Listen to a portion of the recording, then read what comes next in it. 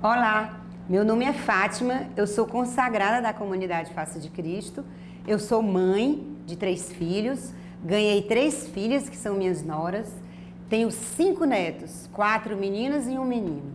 Sou também uma profissional e no meio de tudo isso, de todas essas demandas, de todas essas missões, atravessa tudo isso, permeia tudo isso, o amor exigente. É disso que nós vamos falar hoje, do amor exigente. E é esse amor exigente, é essa descoberta que eu fiz, que eu sugiro que todos nós façamos. Porque o amor exigente foi fazendo em mim, faz a cada dia. Me torna a cada dia uma nova pessoa. Me torna a cada dia uma mulher mais forte, mais corajosa, mais determinada. É isso que o amor exigente faz em nós, faz em mim e pode fazer em você, em cada um de nós. O amor exigente faz com que a gente descubra, faz com que a gente se realize, com que a gente descubra a alegria que não passa, a alegria que nada rouba. Assim eu me sinto uma mulher feliz. Feliz apesar das dificuldades, apesar das lutas, apesar das perdas, mas eu me descobri essa mulher feliz, porque eu descobri essa dinâmica, a dinâmica do amor, a dinâmica do amor exigente. São João Paulo II ele vem afirmar, ele vem confirmar a importância da exigência do amor. São João Paulo vem dizer para nós, ele proclama, ele também, São João Paulo, aquele que passou por grandes perdas na vida, aquele que foi marcado pela dor, aquele que foi marcado pela guerra, ele não se deixou tomar por nada disso. E ele foi proclamando ao longo da vida o amor exigente, e sendo feliz, e sendo um santo alegre, sendo um homem determinado, sendo um homem da esperança. Esse é o nosso São João Paulo, e hoje ele vem falar para nós. Inspirado na palavra de Deus, ele diz para nós: o amor é exigente em todas as situações humanas, e o é ainda mais para quem se abre ao Evangelho. São João Paulo, inspirado na palavra, inspirado em São Paulo, no hino à caridade, no hino ao amor, quando Paulo diz em 1 Coríntios 12, 1 Coríntios 13, ele diz: ainda que eu falasse a língua dos anjos, ainda que eu falasse em línguas, as dos homens e as dos anjos, se eu não tivesse a caridade, seria como um bronze que soa, ou como um símbolo que tina. Ainda que eu tivesse o dom da profecia, o conhecimento de todos os mistérios e de toda a ciência, ainda que eu tivesse toda a fé a ponto de transportar montanhas, se não tivesse a caridade, eu nada seria. Ainda que eu distribuísse todos os meus bens aos famintos, ainda que eu entregasse o meu corpo às chamas, se não tiver o amor, disso nada adiantaria. E aí ele vai pontuando: o amor é paciente, o amor é prestativo, o amor não se ostenta, o amor não se enche de orgulho, o amor não procura os seus próprios interesses. O hino ao amor, ele vai fazendo um hino ao amor. E São João Paulo, inspirado nesse hino, inspirado nessa palavra, ele vem proclamar que o amor é exigente. E ele diz mais: a exigência é característica indispensável ao amor, é intrínseco ao amor, constitui o amor. Significa dizer que há deveres no amor, há obrigações no amor. Significa dizer o que para nós também? Significa dizer que o amor responsabiliza, o amor compromete, o amor cuida, o amor fideliza. Então, se eu amo o meu cônjuge, se eu amo os meus filhos, se eu amo os meus irmãos de comunidade, se eu amo a minha família, eu me responsabilizo por ela. Significa que eu me responsabilizo por ela. Significa que eu me comprometo na alegria, na tristeza, na saúde e na doença. Significa que eu cuido. Significa que eu sou fiel. Isso é tão fundamental, gente. Esse amor exigente, a exigência do amor que me responsabiliza, que acima de tudo me responsabiliza diante daquilo que eu elegi, diante do meu matrimônio, diante da minha família, diante do meu trabalho, da minha profissão, diante da minha comunidade. É tão importante isso, tão indispensável, tão essencial. Eu vou dar um exemplo para nós, de quão essencial é isso, de quão fundamental, tão indispensável, que a negligência dessa exigência do amor, dessa responsabilidade que está intrínseco no amor, ela pode se caracterizar um traço passível de nulidade do matrimônio. Quer dizer, o não assumir o matrimônio, a responsabilidade do matrimônio que está no matrimônio, né, pode tornar o matrimônio passível de nulidade. Não assumir a responsabilidade da família, do matrimônio, que a própria família convoca, que esse espaço convoca, que o matrimônio convoca, torna passível de nulidade o sacramento do matrimônio perante a igreja. Para a gente ver como a importância dessa exigência do amor. O amor tem os seus deveres, o amor tem os seus compromissos. Portanto, torna o sacramento passível de nulidade, por quê? Porque é um traço, a imaturidade psicológica, a imaturidade emocional, ela pode sim tornar passível de nulidade um matrimônio. Assim nossas relações todas. Pode tornar passível de se extinguir, de não crescer, de não se desenvolver. A minha vida profissional pode se tornar passível de não se desenvolver, se eu não me responsabilizo por ela, se eu não exerço com responsabilidade. Assim, todos os nossos fazeres, como diz São João Paulo, todas as situações humanas, em todas as situações humanas, o amor é exigente. Por isso a importância, a nossa igreja diz muito isso, por isso a importância de um amadurecimento razoável para o matrimônio. Por isso a importância do namoro. O namoro precisa ser esse lugar, precisa ser esse espaço, precisa ser esse tempo que promove o amadurecimento. O amadurecimento para conhecer o outro, para o outro se mostrar, para o outro se colocar. Mas não basta, né? De repente a gente pode estar aí pensando, mas eu tive um namoro assim, que eu percebi o outro, que a gente amadureceu junto, e estamos aqui, em grandes dificuldades. Pois é, mas no matrimônio também continua, o amadurecimento é um contínuo, o processo de maturação é até nós morrermos. Então, e qual é o momento principal do amadurecimento? Diante dos desafios da vida, diante das dificuldades que nós nos deparamos, como casal, como família, como pai, como mãe, como filho. É nessa hora, a hora que a vida me desafia, a hora da dificuldade, a hora da dor, a hora da perda, a hora do esforço, da renúncia, é a hora da graça. É a hora de crescer, é a hora de amadurecer. Por isso também na relação do casal, na relação da família, nós continuamos a amadurecer. O processo de maturação continua. E mais importante da gente ter essa compreensão, que tudo isso vai nos fortificando.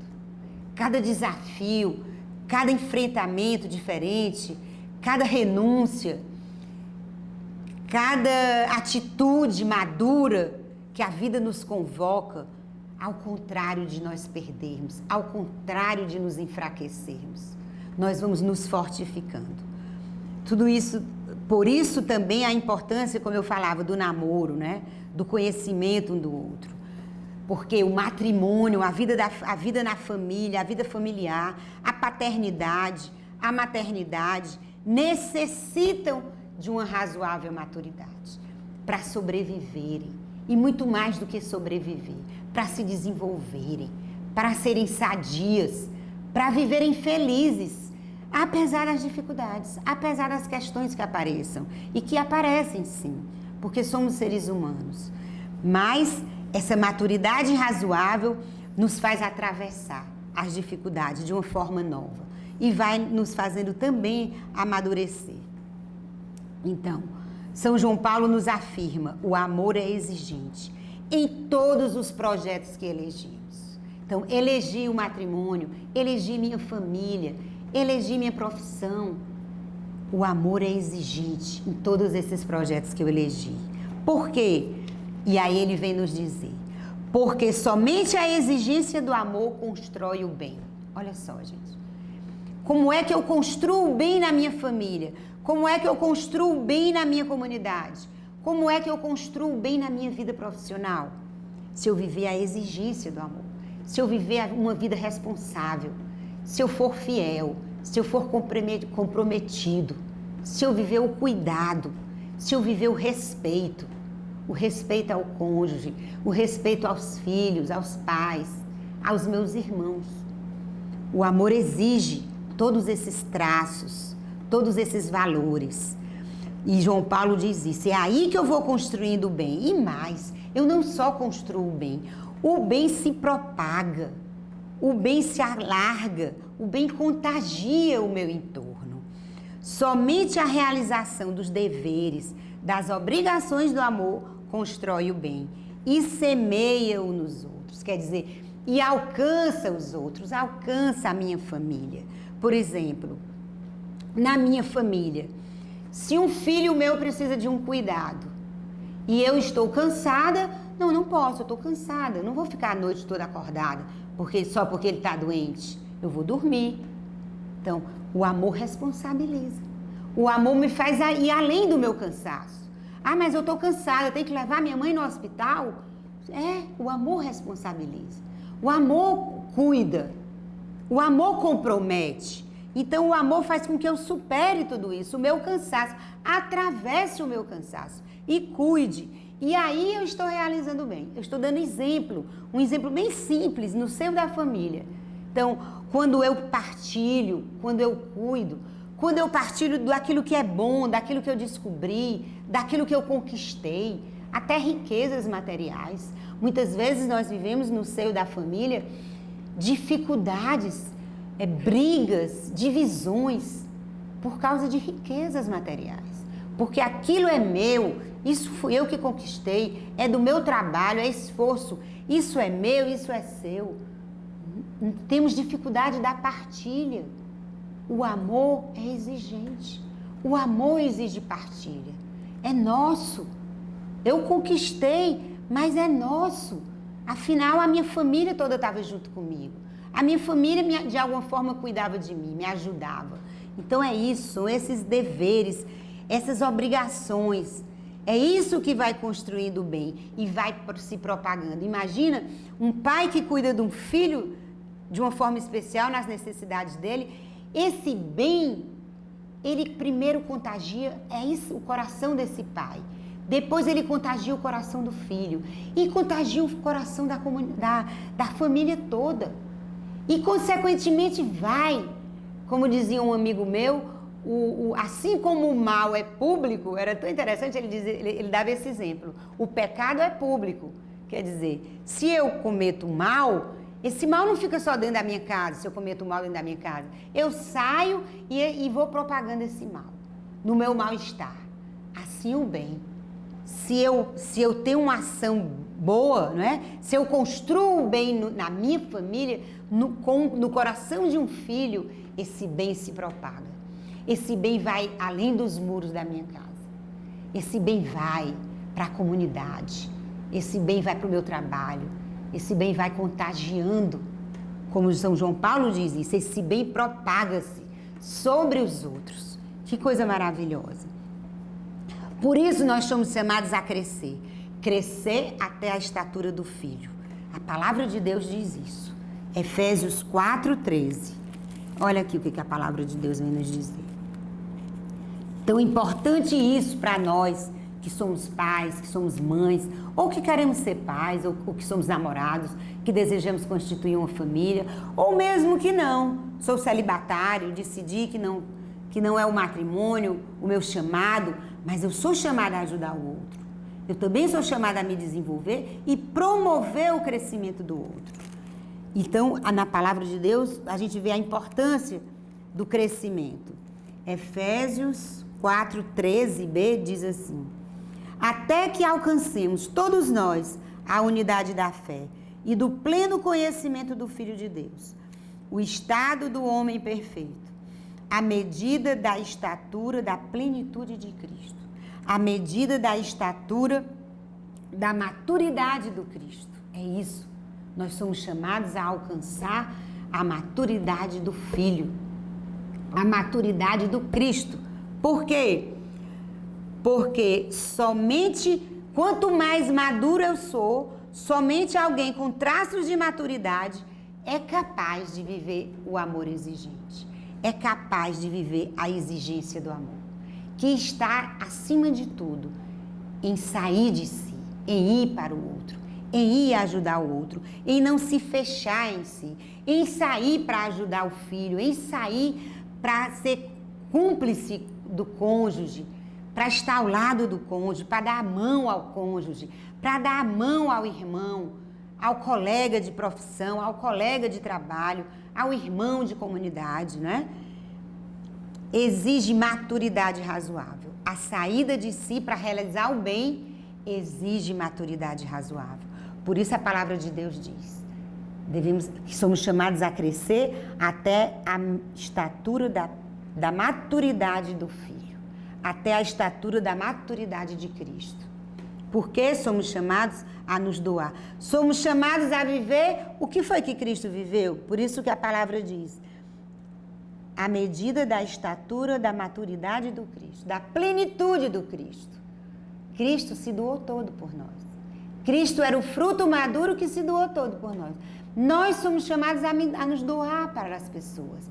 E começa em casa, começa na minha família. A minha família, o meu lar, a minha casa é a primeira oficina, é o primeiro lugar onde nós vamos aprender a amar nos doando, vivendo essa exigência do amor e ajudando os nossos filhos, o nosso cônjuge a viver a exigência do amor, que é esse processo de doar-se. E para me doar, eu preciso crescer, amadurecer.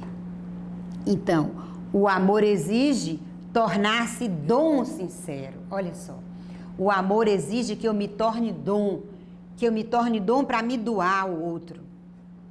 Em todos os momentos da vida, assim diz São João Paulo, o amor exige tornar-nos dom em todos os momentos. Exige viver a centralidade do sentimento do Filho. Qual foi o sentimento de Cristo? Doar-se todo. Cristo viveu todo esse processo de doação. O mesmo sentimento do Filho. Dom sincero, ser dom, se doa todo. É aí que reside, gente, a realização mais profunda do ser humano. Interessante, não é? Nós, nessa dinâmica, nessa cultura de ter mais e ter mais, a gente vai vivendo uma cultura que retém. A gente vai vivendo uma dinâmica de reter coisas, de reter pessoas, de reter filhos. E nós vamos adoecendo, nós vamos vivendo uma sociedade adoecida, porque fechada em si. E mais, buscando se realizar. E vamos buscando ter mais, né? O ter, o poder e o prazer, cada vez mais. Buscando mais ter, buscando mais prazer, buscando mais ter prazer. E qual foi o outro que eu disse? O ter, o prazer e o poder. Buscando o poder. Mas não é aí que reside a nossa realização. Nós vivemos essa dinâmica do individualismo, do fechamento, de busca, do ter cada vez mais, porque isso já está arraigado na nossa cultura. Mas não é nisso que reside a nossa realização. Por isso que tantas pessoas sofrem, por isso que tantas pessoas se entristecem, se deprimem, buscando coisas e não se tornam felizes. Por quê? Porque a realização mais profunda do ser humano está no contrário de tudo isso. Está em sair, está em ser dom sincero. São João Paulo vem dizer, é aí que reside a realização mais profunda do ser humano. Ser dom sincero, na vivência do amor exigente. Mas, como eu dizia, nós somos alcançados por um excesso de individualismo, por um excesso de autorrealização, que nega o quê? O excesso do individualismo? Nega considerar o outro, nega ver o outro, nega incluir o outro, nega ter disponibilidade para o outro, nega se responsabilizar. Então, assim, os filhos muitas vezes fazem me atrapalhar. Eu percebo assim, eu sinto assim. Por quê? Porque eu estou fechada em mim. Puxa vida, eu queria fazer, eu tinha marcado um programa hoje assim, eu tinha que fazer esse trabalho hoje, esses meninos estão me atrapalhando, o cônjuge me atrapalha. Olha só, muda, a hierarquia dos valores mudam. Por quê? Porque eu me fecho, né? Porque eu sou atingido por esse excesso de individualismo. Eu vou me fechando, eu vou negando o outro. Então, ao ponto de o meu filho, de os meus filhos serem empecilho para que eu seja feliz, serem empecilho para que eu viva bem. Olha só, a gente vê isso também na mídia. Quantas situações de pais literalmente matando os filhos. Por quê? Porque era empecilho. Por quê? Porque viviam uma deturpação dos valores. Quer dizer, uma busca excessiva de ter e do prazer, né, e do poder, que inverteu tudo, perderam de vista. Então, ao ponto de negar os filhos, ao ponto de se ver livre dos filhos, para serem felizes, olha só.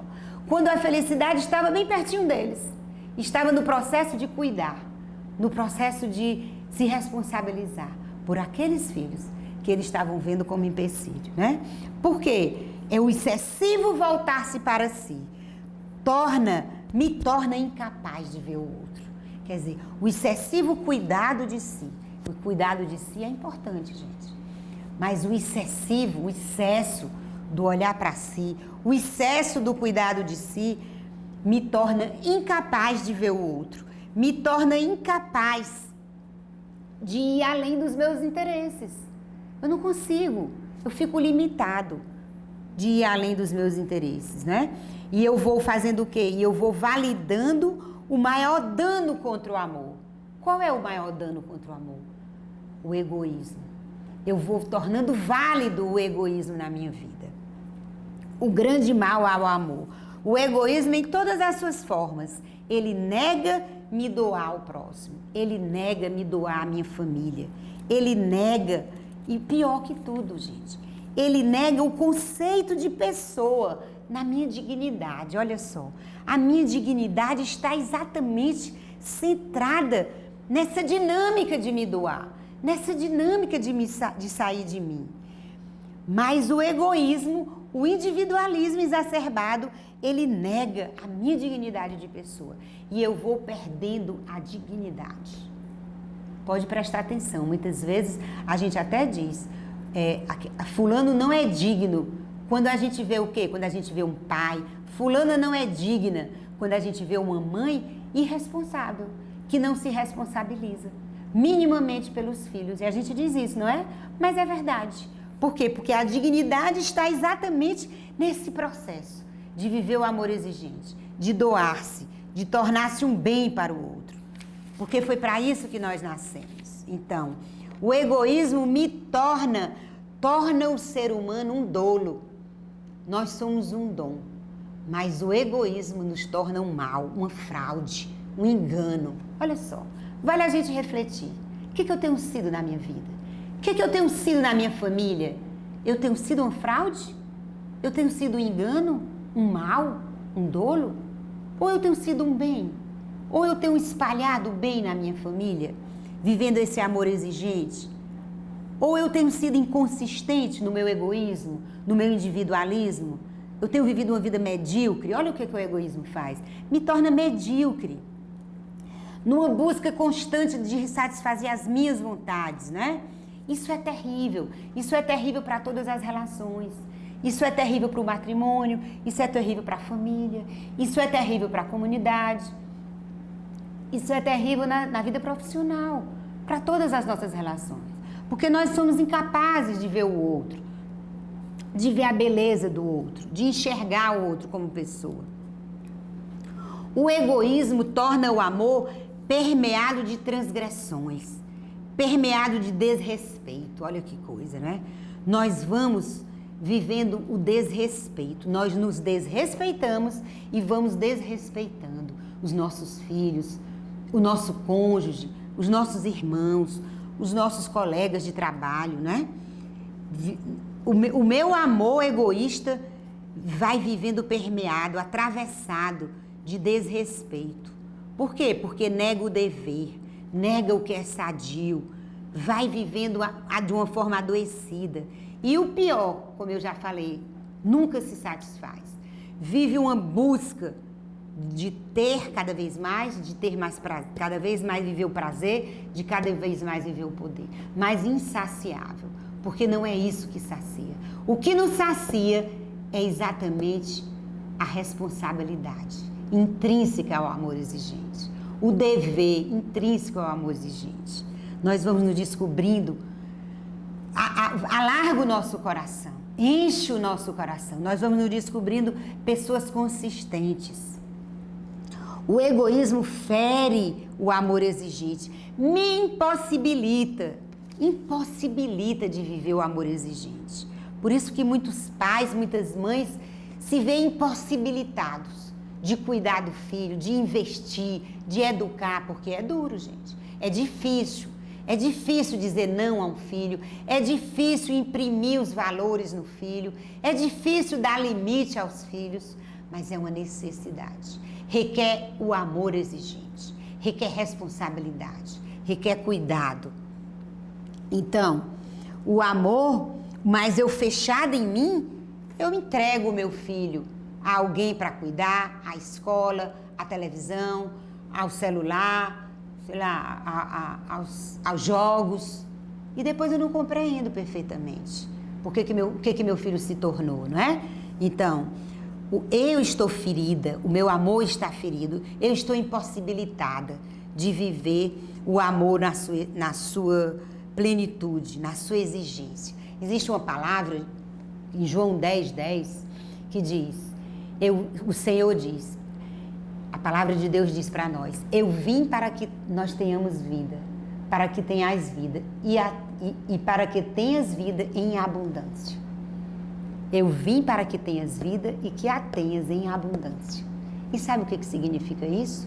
Abundância significa maturidade. Abundância humana, eu preciso crescer. Então, quanto mais eu me desenvolvo, mais eu vou vivendo essa vida em abundância. É isso que o amor exigente provoca em nós. Por isso que a gente vai sendo feliz, de verdade. Na medida que eu vou vivendo o amor exigente, que eu vou me responsabilizando, que o outro diz respeito a mim, não é? Por quê, gente? Olha só o que eu coloquei aqui pra gente. O amor egoísta, o egoísmo em mim me torna refém de mim mesmo, escravo das minhas debilidades. Olha só, não me disponho a enfrentar os desafios da família, os desafios profissionais, os desafios de promover o bem, não é? De dar outra resposta, de ter uma nova atitude, madura, responsabilizante. O outro diz respeito a mim. Nós vamos abrir essa passagem. Gênesis 4:9, lá nos inícios. Em Gênesis, a gente já vê isso. Gênesis 4:9. E Yahvé diz a Caim, onde está o teu irmão, Abel? E ele responde, não sei. Acaso sou guarda do meu irmão? Então, Caim acaba de cometer, né, ele mata Abel, não é isso? E aí Deus pergunta, onde está o teu irmão? E Caim responde, por acaso eu sou guarda do meu irmão? Pois é isso que o Senhor quer dizer para nós hoje. O Senhor faz essa pergunta a nós hoje. Fátima, onde estão os teus filhos? Onde estão os teus netos? Onde estão os teus irmãos de comunidade? Onde está a tua família? E o que a gente responde hoje? Acaso eu tenho a ver com o que aconteceu com a minha família? Tenho sim a ver. Sim, Senhor. Acaso eu tenho a ver com a minha família? Acaso eu tenho a ver com o cuidado dos meus filhos? Eu vou me voltar para a minha família. É isso que o Senhor deseja de nós. É isso que o Senhor deseja de cada um de nós. Como pai, como mãe, como filho. Acaso eu tenho a ver com os meus pais? Acaso eu vou me voltar? Hoje eu me volto. hoje eu vou me voltar para os meus pais. Hoje eu vou me voltar para o meu cônjuge. Eu tenho sim a ver com o meu cônjuge. Eu lembrei, um dia eu estava na comunidade, aqui na comunidade, conversando com uma pessoa, lanchando e conversando com uma pessoa que a irmã dela tinha ganho um bebê. E ela contando da dificuldade que estava vendo, da irmã nessa coisa de amamentar e tal. E eu fui contar que era um momento muito delicado, que todo mundo tinha que ter muita paciência, todo mundo tinha que envolvê-la com muita paciência. E falando dos perigos, dos riscos para o matrimônio nesse momento. E uma senhora que estava na mesa ao lado, que eu não conhecia, ela devia estar fazendo alguma outra coisa aqui, esperando um grupo, não a conhecia. E ela se aproximou de nós e disse que isso era verdade. Ou ela me chamou, eu não recordo, mas eu sei que ela falou isso para mim. Minha filha, isso que você está dizendo é muito verdade. Eu tenho uma filha que ganhou o bebê há 2 meses. E o marido dela, que namorou muito tempo com ela, mais de ano, acabou de deixá-la. Deixou a minha filha com o filho. E ele disse, porque não suportava o choro da criança. Porque não estava suportando aquela dificuldade toda. Não estava suportando ver a esposa dele com a mama cheia de leite e já com fissuras e toda aquela dificuldade e toda descabelada e com dificuldade do cuidado de si, porque naquele momento não é o cuidado de si, é o cuidado do bebê. Então, requer maturidade razoável. Olha só, ele não suportou. Por quê? Pela imaturidade. E porque não aproveitou a ocasião para amadurecer. A hora do limite, a hora da dificuldade é a hora da graça. A hora de juntos amadurecerem. Tantas outras questões nós podemos estar vivendo. Então, o outro diz respeito a mim. Pergunte-se isso a você, no hoje da sua vida. Onde está o meu cônjuge? O Senhor pergunta a nós. Onde está? Onde estão os meus filhos? Onde estão os meus irmãos? Onde estão os meus pais? Porque o amor é altruísta. O amor não é egoísta. O amor exigente é altruísta. O egoísmo me centra em mim, me volta para mim. O altruísmo faz com que eu saia de mim, me abre ao outro. O amor é altruísta. O amor exigente, o amor do Evangelho se move, me leva ao outro, me compromete com o outro. O amor é altruísta, considera o outro. Os projetos, gente. O cônjuge pode ter 1000 projetos maravilhosos, mas ele compartilha com seu cônjuge, com a sua parceira, com o seu parceiro, se for possível até com os filhos. Isso é importante. De repente descobre que isso é tão importante, mas precisamos frear, porque há algo mais fundamental na família, há uma exigência maior na família, talvez um outro investimento num filho, numa cirurgia, sei lá. Às vezes há questões na família que vêm primeiro do que os meus projetos pessoais, que não deixam de ser importantes. Mas os projetos pessoais não podem negar os filhos, não podem negar o cônjuge, né?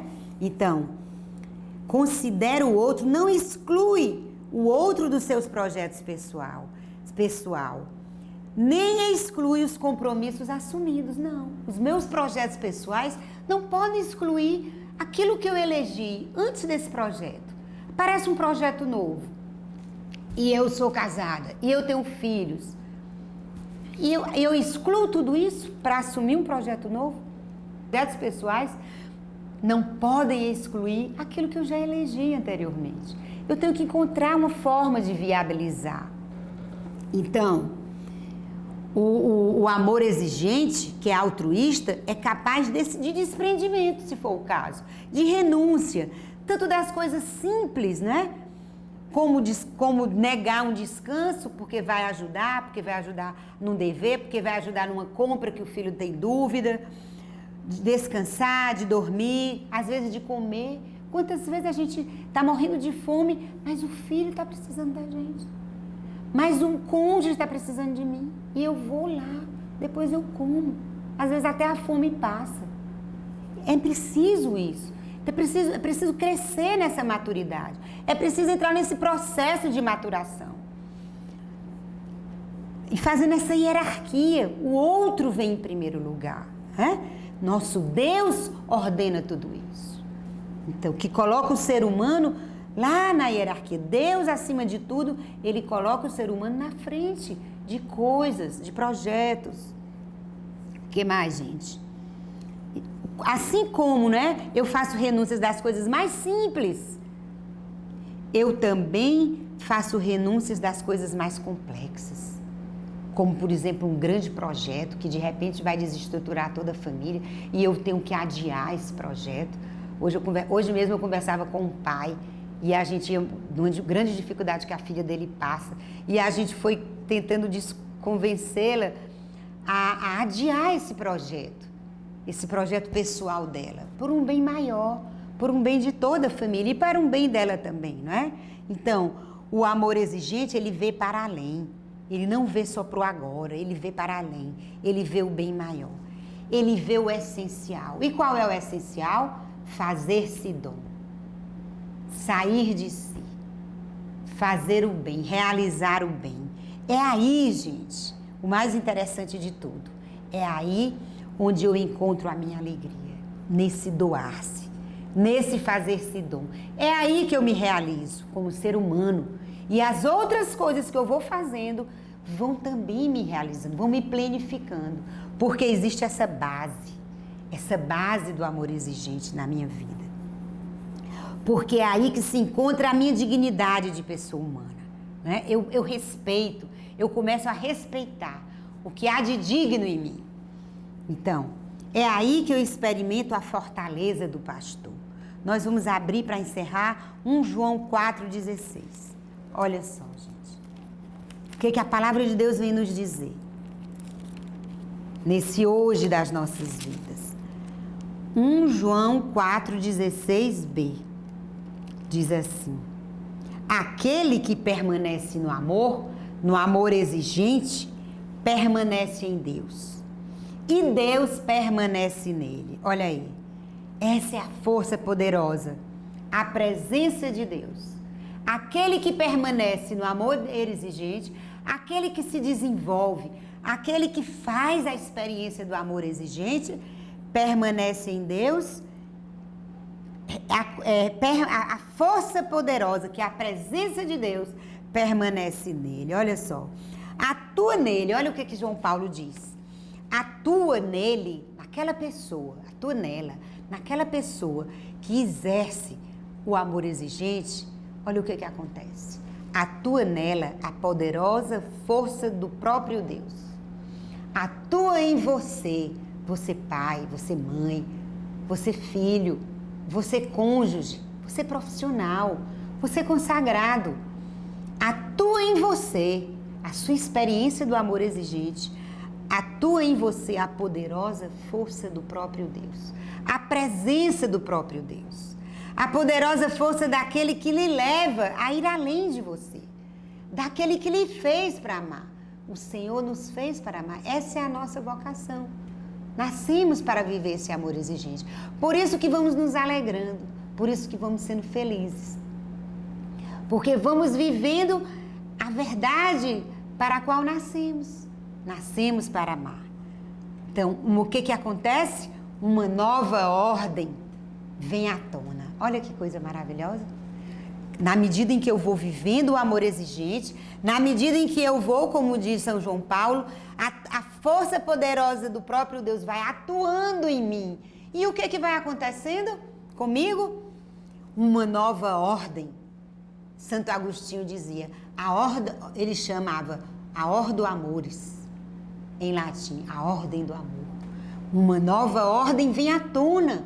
A ordem do amor vem à tona. Uma nova hierarquia de valores vem à tona.